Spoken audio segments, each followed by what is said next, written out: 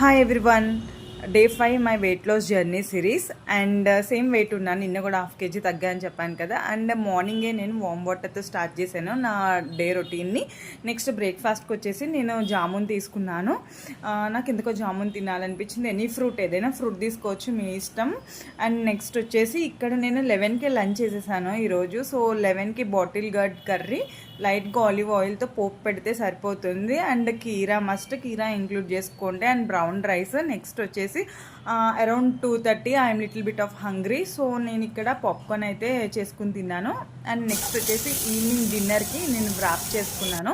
So paneer and capsicum వెజ్జీస్తో wrap చేసుకున్నాను. I'm ended up my dinner with wrap. So మీరు కూడా ట్రై చేయండి, ఇట్లాంటి వ్రాప్స్ చాలా బాగుంటాయి టేస్టీగా. And this was my daily routine. మీరు ఫాలో అవ్వండి అండ్ కన్సిస్టెన్సీ మెయింటైన్ చేయండి. డెఫినెట్గా వెయిట్ లాస్ అయితే అవుతాము. Please subscribe.